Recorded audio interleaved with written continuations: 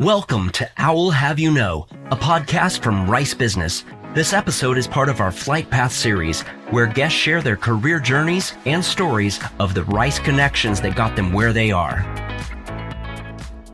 On today's I'll Have You Know podcast, we connect with Ph.D. candidate Rawand Rasheed. The mechanical engineer shares his journey of being a life support systems engineer at NASA and translating that knowledge and creating a clean tech innovation that could change the quality of life for us here on Earth. We talk about his experience of transitioning from engineer to entrepreneur and how Rice Business, the Liu Idea Lab, and the Napier Rice Launch Challenge ignited a new fire within him. Rawand, thank you so much for joining us today. Happy to be here. Very excited.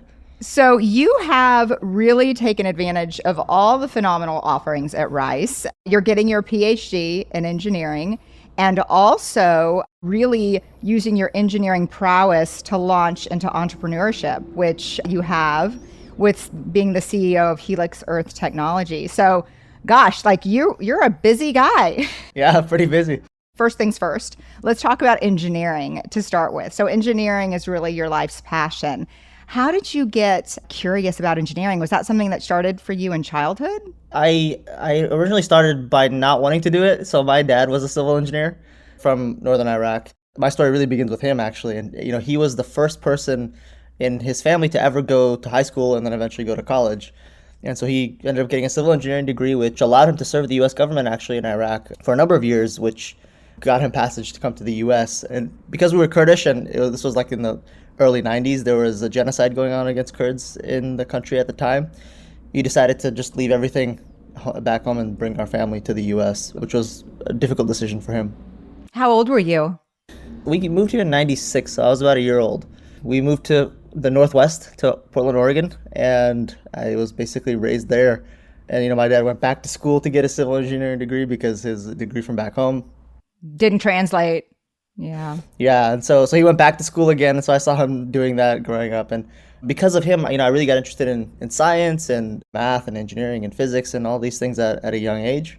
But I was adamant in high school. I was like, I'm not going to go do engineering because I don't want to go sit at a desk and, and do calculations or do designs all day. So I was adamant that I didn't want to do it. And then I got into university and I was like, okay, I'm going to go to medical school. I'm going to go do that. But then in my first semester, I took physics, which I hadn't taken in high school because I did all the advanced biology and chemistry and all these things. For pre-med. Yeah. You had a plan. Yeah, but I did the calculus and the math and all that in high school, and I really was really interested in that. And I did physics, and then I was like, wow, like if I do medicine, I'm not going to get this. I'm going to miss out on the math. I'm going to miss out on the physics. And I really love this. And so within the first month, I switched to engineering, and I basically never looked back. So it's in your blood, right? It's in your genes, turns out. I guess so. I don't know, maybe. I guess so. There are some people who are attracted to certain areas and certain subjects, and I think that, that was very much the case with me and math and physics and these kinds of things. And so I knew that engineering had more of that, and so I decided to just pursue that and get more of it. Where did you go for undergrad? It was in the Northwest, so it was a university called Portland State University in Portland, Oregon. So that's where I went to my undergrad. And while I was there, actually, I met a professor who did a lot of research for NASA and for space technologies. And specifically, he was looking at how do fluids and liquids behave in zero gravity, because it's dramatically different. And then how does that affect not only life in space, but also developing engineering systems for space. So I got really hooked on research through him. And then I applied for a NASA fellowship with him, the Space Technology Research Fellowship. I became, I think, the first person in Oregon to ever get that. And that basically funded my master's degree, and I sort of got into graduate education and research in that way. So after you graduated with your undergrad, then you moved to Houston to work for NASA?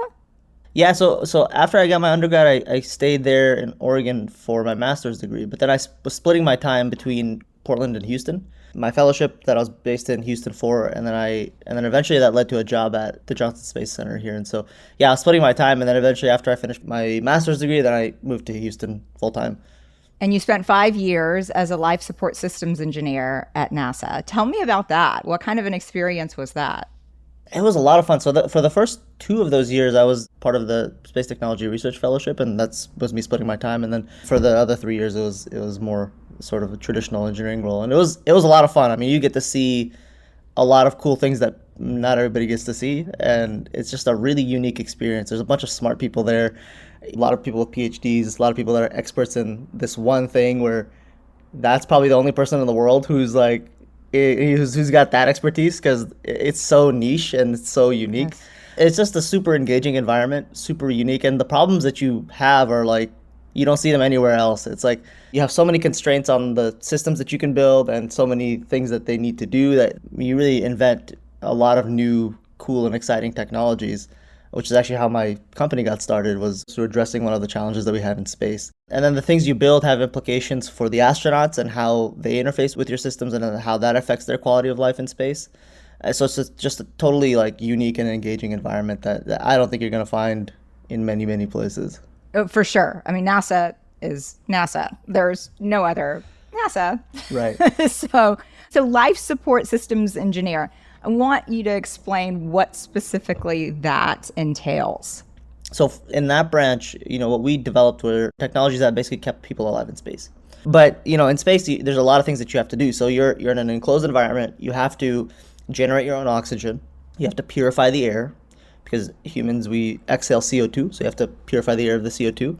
You have trace amounts of ammonia that come off your skin, and eventually, if you don't filter that out of the air, it'll get to a point where it can be lethal. So you have to deal with purifying the air of ammonia, and then there's a whole bunch of other things that you have to deal with on the air purification side. And then you also have to recycle things that we take for granted. So for example, water, we just open up our tap, we drink, and we're good to go. No water in space. There's no water in space, and it's very expensive to ship it up there. It's super expensive to ship water up. It's heavy, and you can't really compress it. So Right. You can't like compress it like air, in tanks. You can't just like. You can't dehydrate water. You can dehydrate And food. you can't dehydrate water exactly like food. So they actually recycle urine in space.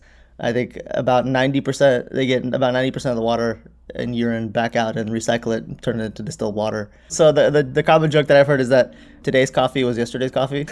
So I'm not going to drink coffee for the rest of the day now. You just ruined coffee for me. exactly. So actually, what I got my start in was developing new methods for distilling urine in space.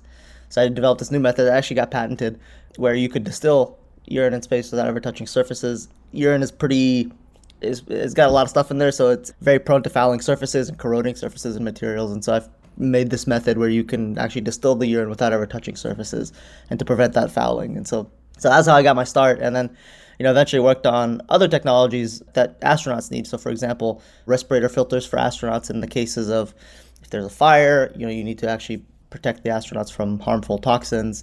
Almost anything that you could think of that requires life, air, water, protection against harmful elements, that we interface with all of those things. Wow, that's fascinating. So you did that for 5 years, and then you decided to go and get your PhD. Why did you choose Rice? Was it because of proximity to NASA?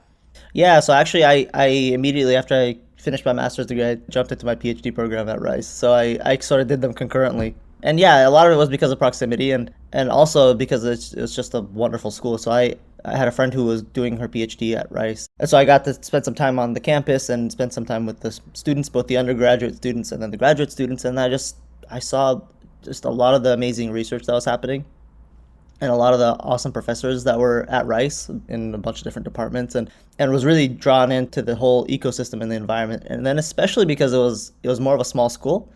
And so everybody seemed really close-knit. That was not something that I was used to coming from a state school where there was like 30,000 students, and coming to Rice, it's like 8,000.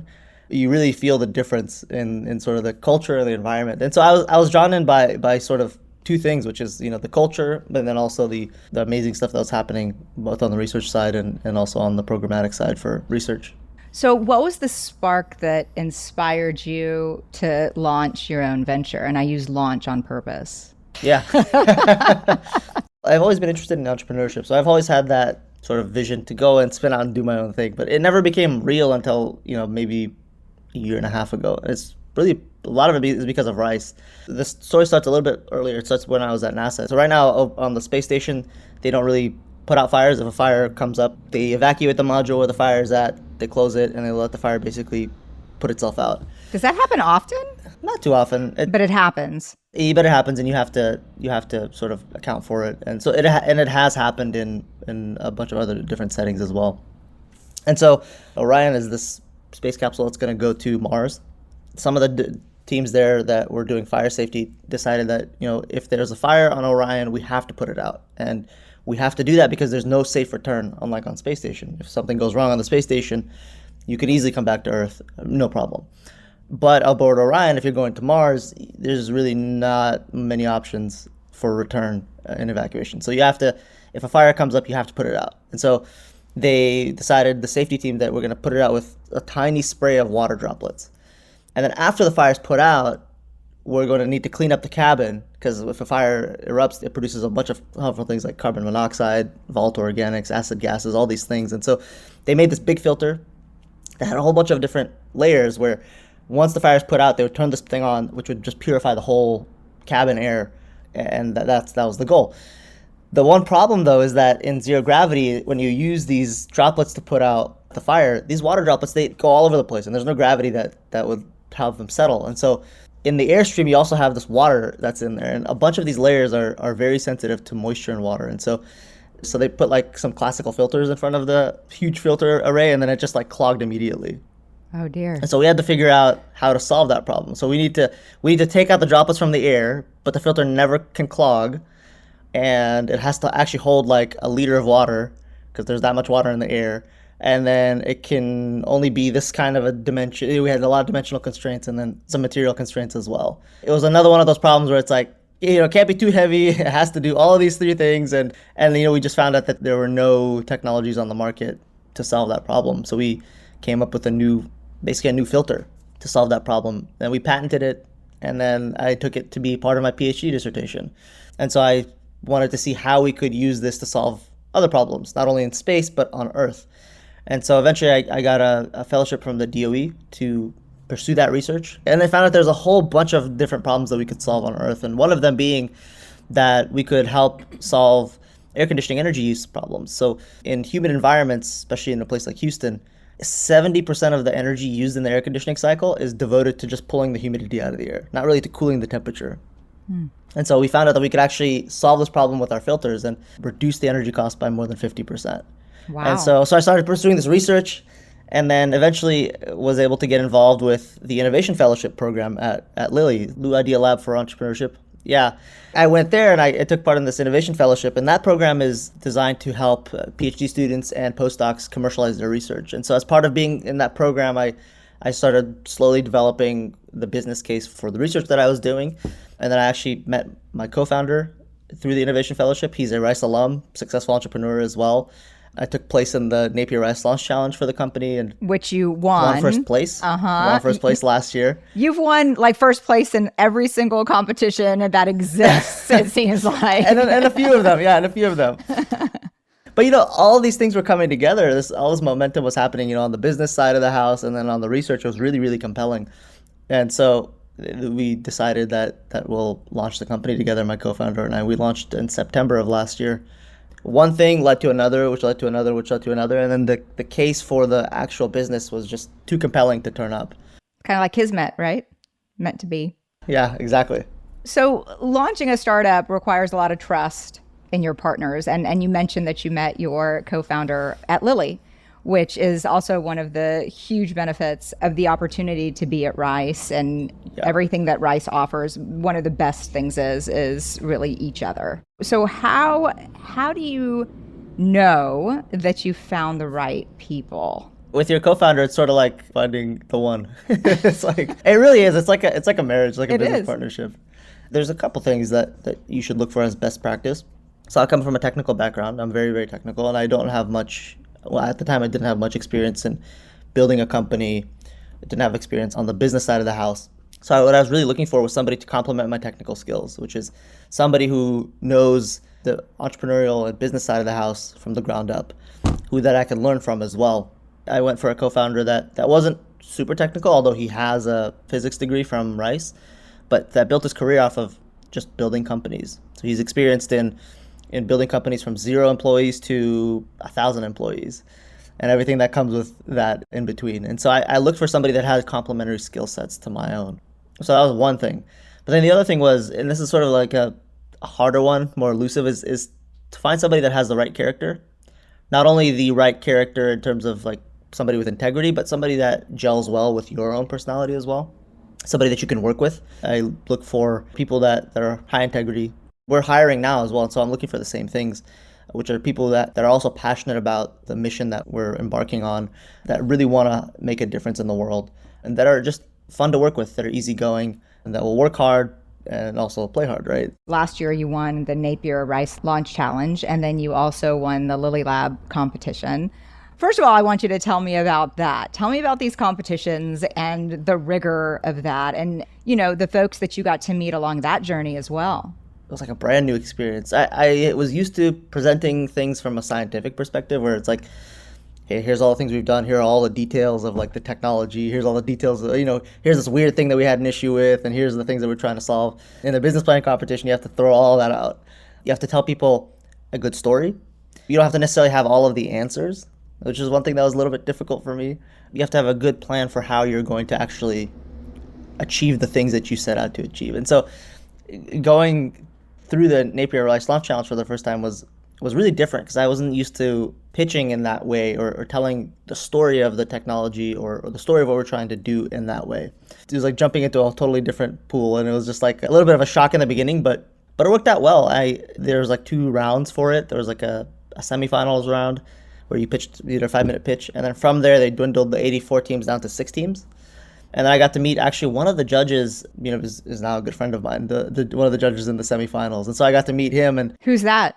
His name is Adrian Trammell. I know Adrian. Yeah, you know Adrian, yeah. So he's a good friend of mine now. And I met him actually, he was a judge in the semifinals.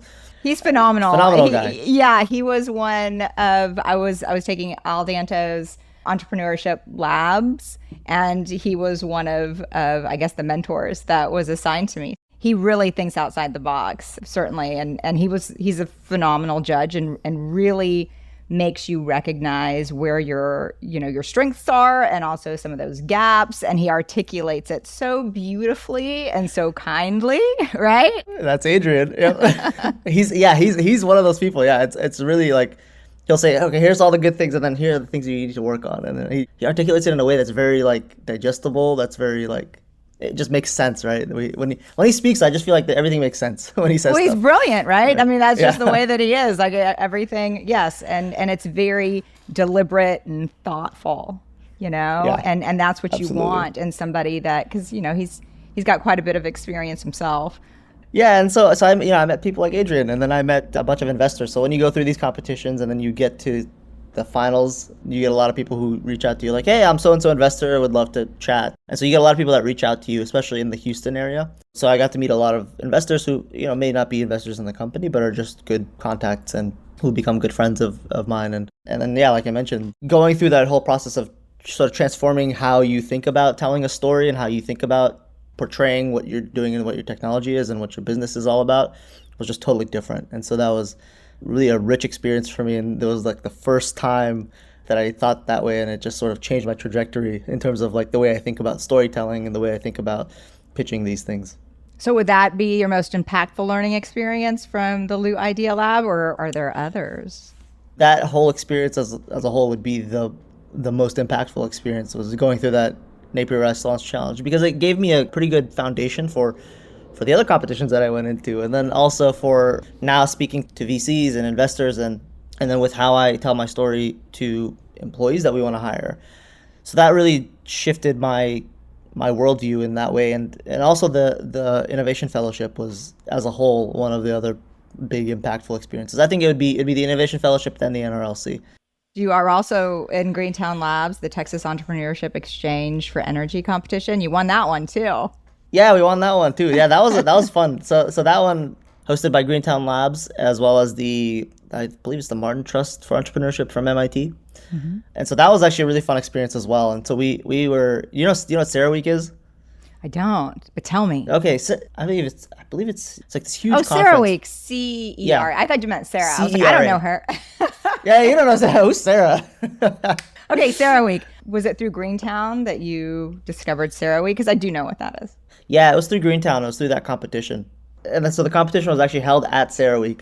CERAWeek is like this huge conference with all these oil and gas companies that come there, and it was really interesting. And then I got to pitch in front of a bunch of the folks there, which was a nice experience, and it was more or less like the NRLC actually. And so I took everything that I learned from the NRLC and I just shifted it over to the taxi competition, and then I actually improved on the things that I needed to improve on, and it worked well. I mean, that same formula for what I learned at the Innovation Fellowship at Rice, doing the NRLC competition translated very well into the taxi competition that eventually led to a first place win. What's the most essential piece of the perfect pitch? The most essential piece of a pitch, there's a couple things. So the first thing is you want to be very clear, what is the problem that you're trying to tackle, and why does it matter? So for us, it's air conditioning. We want to save the planet, and that's a great thing to do, but you also have to make it clear, why does it matter? And so when you look at the amount of money that people spend, or companies and just individuals or corporations, how much they spend on air conditioning energy costs, it's enormous. And so when you put like a $200 billion price tag in front of people's face, that catches attention. Right. The emissions that come with that are also equally enormous. And so you want to really be very clear as to why the problem is a big problem, and why does it need to be solved, and why should people care. I think that's like the biggest part of the pitch for me. And then the next thing is, how are you going to solve it, and how are you uniquely suited to actually help address that problem? So tell me the breadth of what this technology is going to do for the planet. Right now, globally, air conditioning is about 2% of the global CO2 emissions. It's a lot, and it doesn't make sense just saying 2%, but that's almost as much as all of the passenger vehicles in the world in terms of the CO2 emissions impact from air conditioning. And if we're successful in what we do, we'll hopefully change the way we do air conditioning. It hasn't really changed in the last 100 years. Air conditioning, there are some parts that have become more efficient, there's new refrigerants that have been used, but really the same technology that we use today is what was used 100 years ago. And so hopefully if we're successful and we can massively scale our technology, we can help cut the emissions and energy use in air conditioning by a factor of 2. So we could save half of the energy used in air conditioning. If we do our job right, we can really have a big impact on the environment. So who has approached you that you can share with us that's interested in this venture? And where are you right now? I know that you said that you were looking to hire and to scale. So what phase are you in right now with Helix? The company itself is at seed stage. And so we're actually looking for investors now. We have also some seed money that we've raised from individual investors. Frank Liu is actually one of our investors. He's really interested in the company and the technology. I bet. And wants to, yeah, he really wants to install our technology in his commercial buildings, especially at Post Houston. He says his energy bill's too high there, so he wants to save some energy. He's been really interested in the company and the technology, and has been just a tremendous support to us. So we're really grateful to him for all of his support, not only financially, but also just with access to his network, and then the people in his network, and just him as an individual. The technology itself we have proofs of concept at the lab scale. We have proof of concept for how we can scale up the filters in the technology. And so what we're really wanting to do in the next 18 to 24 months is to scale up the technology from the lab scale to a commercial scale unit that we can run a pilot with, hopefully at Post Houston. So that's really the goal of what we want to do in the next 2 years. And then with the fundraising side of the spectrum, we've raised some seed money, as I mentioned, and we're looking to expand our team. We're looking to hire 2 to 3 engineers in addition to myself and my co-founder. And then if we raise our next round of funding, we might double that and expand our team further. After this, obviously this is in the beginnings, the beginning stages, and you've got this plan for the next 24 months. Do you think you're going to be a serial entrepreneur? What's next for you after this? Oh, 100%. I don't think I could ever go back to not being an entrepreneur. So my wife's actually also an entrepreneur, and she started her business while she was in college as well. And so she was studying her undergrad and started this skincare brand. And oh, cool. And she was like, I had made so much money in like the first 6 months of it. I was like, I'm never gonna go work for anybody, and I'm gonna like drop out of school. She wanted to drop out of school. She ended up finishing school and doing all that, but she always told me, I can never go back. I can never go work for somebody else again. Like I have to be an entrepreneur. There's no other way for it. And I'm very much like that now as well. Like I think I'm an entrepreneur for life now. Very exciting. So if somebody's interested in applying to work for Helix Earth Technologies, what should they do if they've got the right stuff? Sorry, that was cheesy, but We're looking for passionate engineers who are passionate about green technologies and climate tech. And we're specifically looking for design engineers and thermal engineers from the mechanical and the chemical engineering side of the house. So we're looking for good mechanical engineers and good chemical engineers. If they're interested, they can reach out to me on LinkedIn. They can go to our website. It's helixearthtech.com. The job postings should be up there, and so they should be able to contact us through the website and apply through the website as well. Is there anything that I haven't asked you that you would like to share with us about Helix Earth Technologies, or just about your incredible story and the path that you're on with Rice? That really Rice brought you. I mean, this is where it all started, yeah? Yeah, I mean, I think I just want to reiterate that, without the programs at Rice, without the availability of all the resources at Rice, this itself wouldn't be possible. I'm very grateful to what Rice has done and what Rice has built, and I'm really just a product of that. And so the message I want to, maybe leave with is, let's keep investing in those kinds of programs and resources, because even in the early stages, we're seeing a lot of fruits from that labor, not only from me, but from other individuals who have gone through some of these programs that have only been around for like a year. Like the Innovation Fellows has been around for it's probably only been like a year and a half that program has happened. And there's been a bunch of startups that have kind of spun out of that already. So I'm excited to see what Rice will do. And I'm always going to be a supporter as well. And so just happy to see what will happen there. Well, we can't wait to see what happens for you in your future. And we will definitely keep in touch. And we really appreciate your time, Rawand. And like I said, sky's the limit. Absolutely, yeah, sky's or it's not the limit. It's not. Sorry, it's not. So what is the limit? You got to tell me. What's the limit? If it's not the sky, maybe like the moon or Mars. I don't know. Well, let's start with Mars, right? Because Orion's first. So we'll start with Mars. Yeah. And then we'll see where that goes. Mars is the limit. Right. Well, for now. Yeah. Well, Rawand, it's been a pleasure. Thanks so much for joining us today. It's been a pleasure, Maya. Thanks. Thanks for listening. This has been I'll Have You Know, a production of Rice Business. You can find more information about our guests, hosts, and announcements on our website, business.rice.edu. Please subscribe and leave a rating wherever you find your favorite podcasts. We'd love to hear what you think. The hosts of I'll Have You Know are myself, Scott Gale, and Maya Pomroy.